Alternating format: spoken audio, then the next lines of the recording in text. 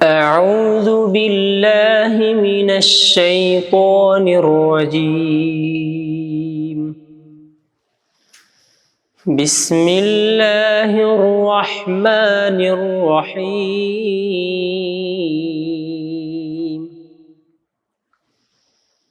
فإن طلقها فلا تحل له من بعد حتى تنكح زوجا غيره، فإن طلقها فلا جناح عليهما أن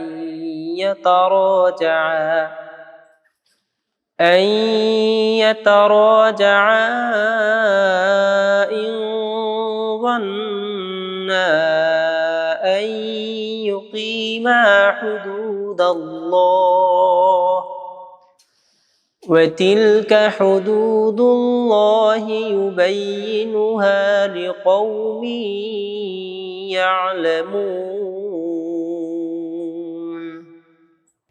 অনন্তর যদি সে তালাক প্রদান করে, তবে এর পরে অন্য স্বামীর সাথে বিবাহিতা না হওয়া পর্যন্ত সে তার জন্য বৈধ হবে না।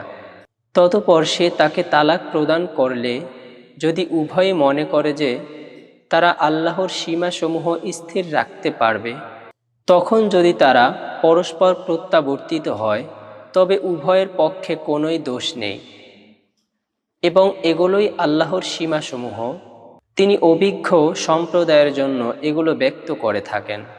وَإِذَا طَلَّقْتُمُ النِّسَاءَ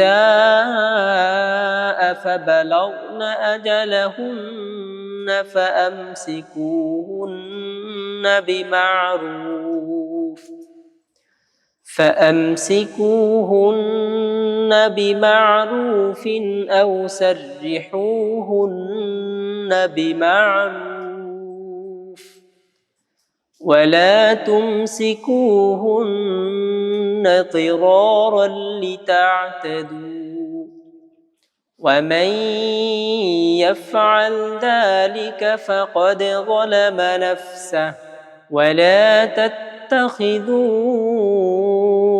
آيات الله هزوا واذكروا نعمة الله عليكم وما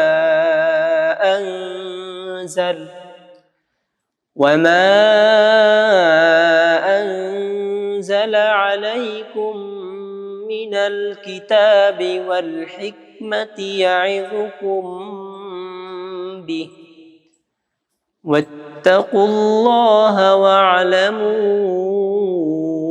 أن الله بكل شيء عليم। এবং তোমরা যখন স্ত্রীদেরকে তালাক দাও আর তারা তাদের নির্ধারিত সময়ে পৌঁছে যায়, তখন তাদেরকে নিয়মিতভাবে রাখতে পারো অথবা নিয়মিতভাবে পরিত্যাগ করতে পারো, এবং তাদেরকে যন্ত্রণা দেওয়ার জন্য আবদ্ধ করে রেখো না, তাহলে সীমা লঙ্ঘন করবে।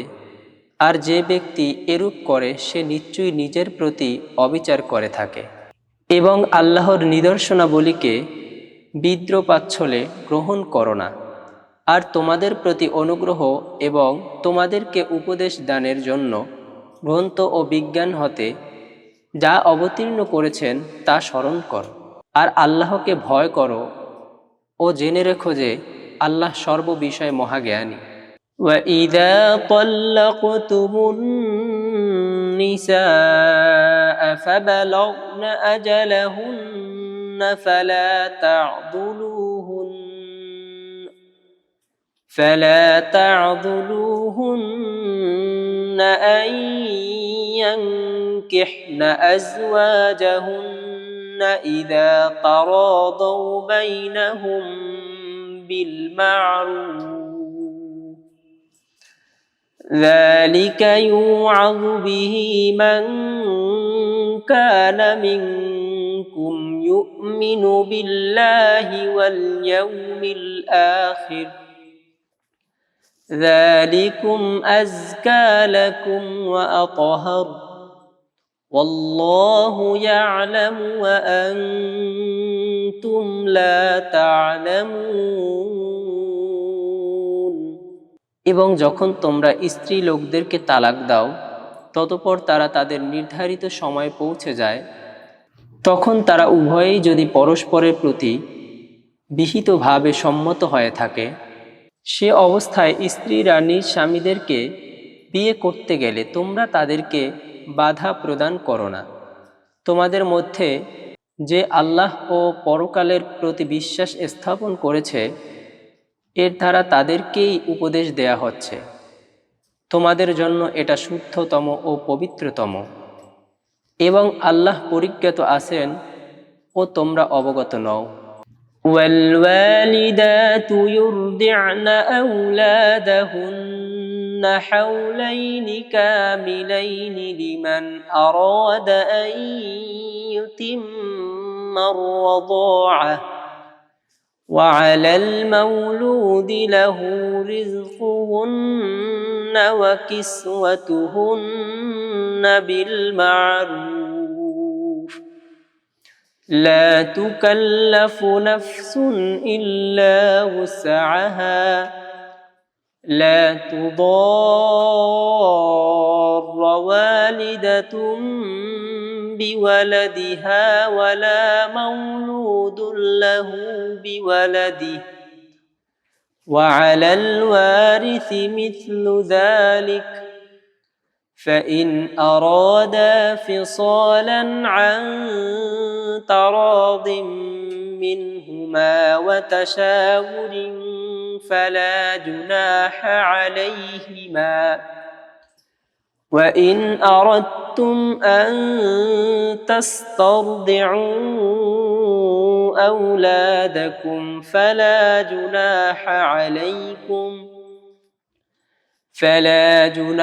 عليكم إذا سلمتم ما آتيتم بالمعروف واتقوا الله واعلموا أن الله بما تعملون بصير।